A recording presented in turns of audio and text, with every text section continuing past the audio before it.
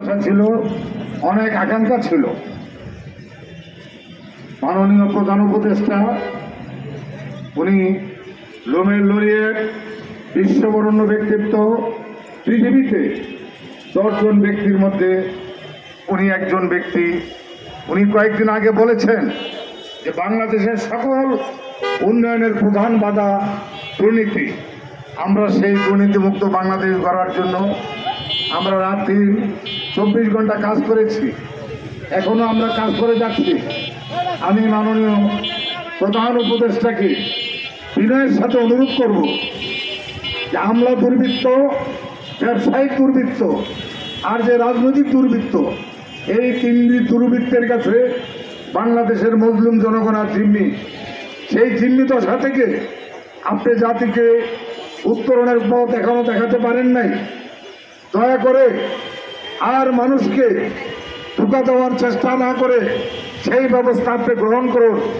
পবিত্র মায়ের রমজান সামনে, সেই মায়ের রমজানকে সামনে রেখে একটা সিন্ডিকেট চক্র খোলা বাজারে ভোজ্য তেল বিক্রি করার একটা গভীর ষড়যন্ত্রে লিপ্ত হয়েছে।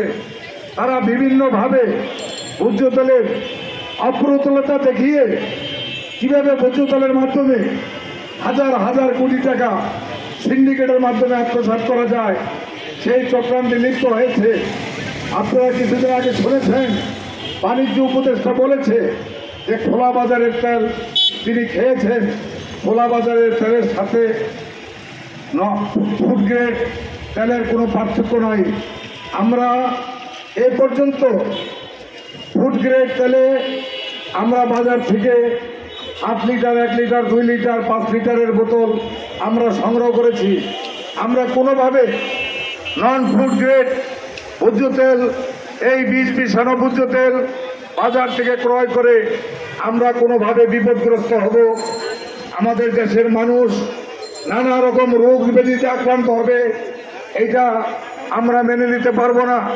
দুর্নীতি বিরোধী জাতীয় সমন্বয় কমিটি কনজুমার অ্যাসোসিয়েশন অফ বাংলাদেশের সাথে সকল ন্যায়সঙ্গত আন্দোলনে অতীত ছিল, ভবিষ্যতে থাকবে ইনশাল্লাহ।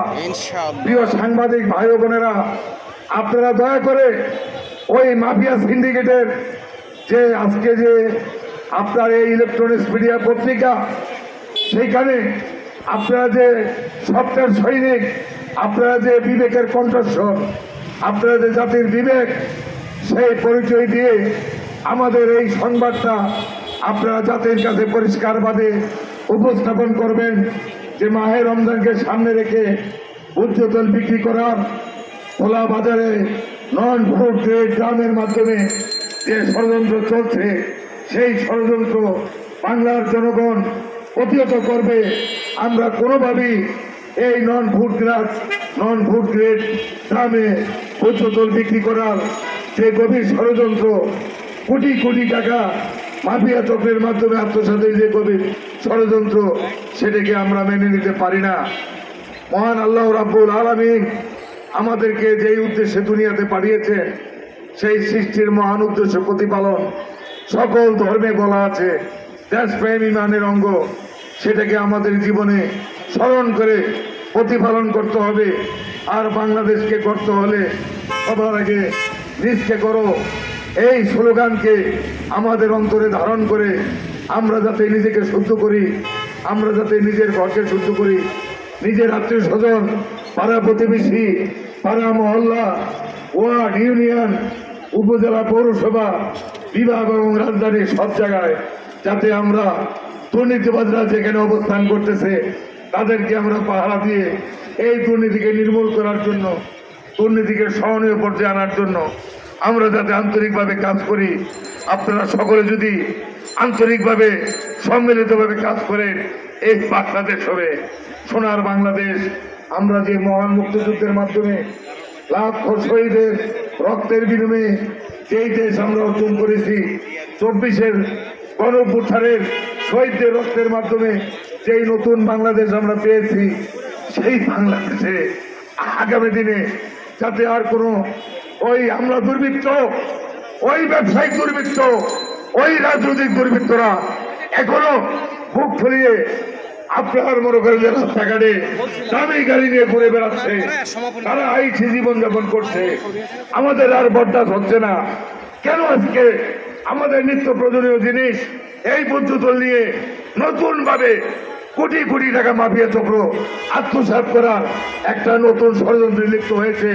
আপনারা জানেন বিভিন্ন পত্রপত্রিকার মাধ্যমে, ইলেকট্রনিক্স মিডিয়ার মাধ্যমে যে বর্জ্য তেলের বাজারে সয়াবিন তেল এবং পাম অয়েল তেলের শর্টেজ, এইটা একটা গভীর ষড়যন্ত্র। আমার বন্ধু ডক্টর আনোয়ার পরিষ্কারভাবে কথাটা বলে নাই, যেই পরিমাণ কোল অয়েল বিদেশ থেকে আমদানি করা হয়েছে তার যদি অর্ধেকও বাজারে যদি বিক্রি করা হয় তাইলে এই তেলের সংকট থাকার কোনো কথা না। এই ষড়যন্ত্রটা কোথায় সেইটা আমাদের বের করতে হবে। এই ষড়যন্ত্রের থেকে জাতিকে মুক্ত করতে হবে।